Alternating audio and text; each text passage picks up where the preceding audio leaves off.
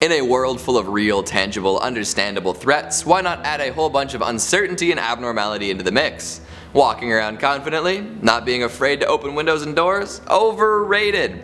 Let's dig deep and feel the spooky energy emitted from some of the more wild and raucous SCP monsters. Hello horror heads and welcome back to the scariest channel on YouTube, Top 5 Scary Videos. I'm your horror host Keegan Hughes, and today we're going to be discussing another top 5 scary SCP monsters that can never escape, part 15.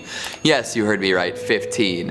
There are so many creative and diverse creatures detailed on the SCP Wiki, there's something for everyone. Sci-fi, pure horror, speculative fiction, you name it. Before we get going, make sure to give this video a big thumbs up and subscribe for more crunchy creeps. Outrageous, let's begin. Lumbering in at number 5, we have SCP-3166. Have you ever looked at a famous mascot character and thought to yourself, wow, I would absolutely hate to run into that thing in the real world? Me too. I think I might have an aneurysm if I ever ran into a true-to-life Donald Duck. Why doesn't he wear pants? Well, SCP-3166 takes that fear and brings it to life. Deadly tomato-stained life. 3166 is a humanoid entity clocking in at over 2 meters tall. It will manifest whenever the Garfield franchise is doing poorly, whether that means in terms of sales or general public perception. The exterior of this creature resembles a crudely made Garfield costume, seemingly made of real cat fur. Don't ask where the fur came from. The interior, oddly enough, is full of lasagna. I know it sounds silly, but stick with me here, folks. This pasta stuffed cat suit is more dangerous than you'd think. If the Garfield franchise is doing poorly enough, 3166 will appear in the vicinity of a particular type of person and then move towards them. The folks likely to be targeted by this saucy abomination include people involved in media that rivals Garfield, former employees no longer working on Garfield, parody makers, vocal critics of the lazy cat, and Jim Davis himself. The crusty cat creature will attempt to inflict bodily harm upon these folks through blunt force trauma using nearby objects and by force feeding them lasagna. Where does this lasagna come from, you ask? Well, from inside the beast's body cavity. It self-disembowels and crams the cheesy layer cake down its victims' throats, cat hair and all the while meowing and screeching like an agitated feline. It seems to have first appeared along some weirdly nihilistic, very real Garfield comic strips from the 80s. You can read them online through the Garfield archives, if that tickles your fancy.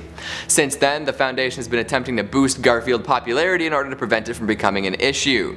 This is the perfect explanation behind Garfield Eats, the weird, otherworldly Garfield food ordering app that actually exists. Look that up, I'm serious. Also, the lasagna used to force feed folks has Jim Davis meat in it. Next SCP! Sliding its way in at number 4, we have SCP-5404. Actually, I shouldn't have said that out loud. Whoops. Left out to ensure safe being is the proper safe classification. This entry is hard to parse. It's not very long, but the language employed is tricky. I'll explain it as best I can. There seems to be a shady organization out there looking to antagonize the Foundation. This operation is apparently making it so that words that the Foundation is likely to use become dangerous, or as stated in the article, boom boom words. That's boom-boom. Don't mix it up unless you want to die. The amount of dangerous words seems to be growing too, with whoever's behind this becoming more effective. Certain words or letter clusters are unusable at this point. Thankfully, it's only when referring to the anomaly, for now. Some specific stuff you should never say while discussing 5404 includes do not talk, SCP-5404, talk, words. It's tough. It's hard to get around. There's a lot of linguistic tightrope walking going on. However, it's for the greater good. If this weird word warping group keeps it up, a whole lot more could become dangerous to say. And if word gets out, the whole world could go boom boom. So watch your phrasing. Coming in at number 3, SCP-1747. Graveyards are notoriously haunted, but not like this.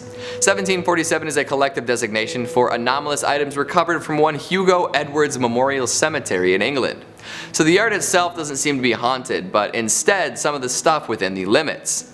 There are two main components to this SCP, 1747-1, a rusty shovel, and 1747-2, a corporeal humanoid. This shovel is a strange one indeed. By all accounts, it appears to be a normal digging implement. However, if you use it like a normal shovel, you'll always seem to hit something solid. Continue to dig and you'll find human remains below the earth no matter what was there before. The origin of these bodies is still a mystery. The humanoid is a tragic one indeed. It'll manifest in the graveyard for 40 minutes every night around 9 p.m. The female entity will grab the corpse shovel and proceed to dig up the graves of Scarlett and Amelia Edwards. Because it's using the cursed shovel, it will continuously dig up human bodies not belonging to either of the two graveholders. Thanks to this tricky bit of business, it has yet to reach the bodies it so diligently digs towards. There was one particular time that didn't line up with the rest of the digging and hauling though. On this night, the entity manifested and began digging as per usual. Then it suddenly ceased excavation, threw away the shovel, and showed signs of distress. Through EVP recording, researchers were able to hear the humanoid screaming out, "Hugo! Please, I want to see my children!" This went on for a while before it fell to its knees, kissed the tombstones, and walked away. Hasn't manifested since. So who is Hugo? And why won't he let her see her kids? Did he make the cadaver shovel? Coming in at number 2, we've got SCP-4921. I'm not allowed to talk about 4921 for very long as per the instructions in the containment procedures. Speak too long and I'll damage myself and the SCP. Yikes. This is a cognitohazardous humanoid whose documentation carries the same infohazardous effects. In order to divert attention away from the object and documentation in question, individuals engaging with the material in any way, shape, or form will experience symptoms including distress, nausea, vertigo, hallucinations, stroke, and cardiac arrest. Thanks to this, 4921 was discovered when otherwise healthy people started hallucinating and having strokes. The humanoid herself is hurt whenever she's discussed. Anyone who knows about her will forcibly take up residence in her head. She describes this as crowding her senses, the horror of being known. 4921 often makes requests to limit this suffering, including that people read her document for shorter periods of time, pain medication, sleep medication, and fewer staff on her case, termination to be put into a medically induced coma, or for folks to stop reading the document altogether. Only some of these have been granted. Needless to say, if she were to make it out into the world at large, it would be bad for her and everyone who meets her. And lastly, at number 1, we've got SCP-5140. This is a bunch of frozen corpses on Mount Everest. We don't know how many, or where they all came from, or if they're from real people or not. At one point, it was estimated that they're between 1 and 200, but that doesn't necessarily hold up today. This shouldn't come as a huge surprise considering that many people have died attempting to scale Everest, and in fact most of the bodies of climbers are still there due to the difficulty of retrieving them. But the corpses involved in 5140 are different. Upsettingly different. First, they're ectoentropic. This means that when they're exposed to heat, they will absorb it without raising their own temperature. On a frozen mountain, this is bad news. Body heat is a major concern for mountain climbers, and the corpses in the mountain rest at around 10 degrees Celsius. Touch one and you'll be sapped of your heat down to that level, meaning that contact with these instances is usually fatal. Plus, if someone dies as a result of contact with a 5140 instance, they become one themselves, booby-trapping the mountainside further. It's like a minefield of creeping cold corpses.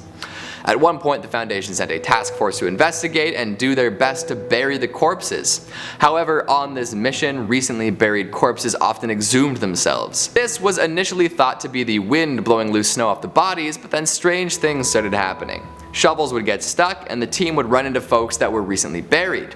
These wandering waifs would then grab non-instances and turn them into peoplesicles themselves. By the time the emergency rescue team made it out to the area from which a distress signal was sent out, there was nothing left to discover. No unburied corpses, no anomalous bodies, just the guy who had been sending the signals dead from exposure. Was he going mad, or was something sinister afoot?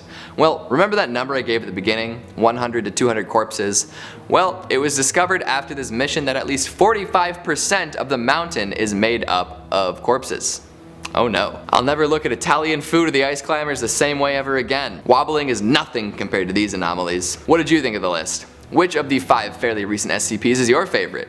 Have you been keeping up with Series 6? Make sure you let me know down in the comments. Speaking of comments, let's take a look at some of your more fractured ones from the top 5 scary horror animation short films. Elizabeth Atheniou says, "The Blackwater Gospel is one of the most incredible short films I've ever seen, horror or otherwise. It has echoes of both Poe and Lovecraft in it." 100% agree. I can only fit so many on the list, so maybe a part 2 is in order? Kylie Berry says, "Did anyone else take an hour to watch this because they kept stopping to go watch the videos?" This is an excellent strategy. Get that context. Watch those spooky shorts. Chaotic42 Kemi says, "Damn you, Keegan. You just had to remind me about Angela Anaconda. That thing was straight out of the Uncanny Valley, passing through Heebie-Jeebie Station and into F this square." Does anyone else remember the weird Angela Anaconda intro they played before the screenings of the Digimon movie? Like, they were all getting popcorn and settling in, and then Nanette and the teacher came in from an art house flick? What a time that was. Mao Sensei says, great selection. Do the Don't Hug Me, I'm Scared shorts qualify as horror? I would say yes, but they're also a mix of animation and puppetry and live action, so they become even harder to classify. What's your favorite idea? And Legalize Homicide says, I don't find things scary, just interesting. Yeah, and you also want to make murder legal, so I'll take that with a grain of salt. That's all the time we have for today. Before I doze off beneath a wrecking ball, make sure to give this video a big thumbs up and subscribe for more sneaky creatures. Thanks for watching, and I'll see you next time.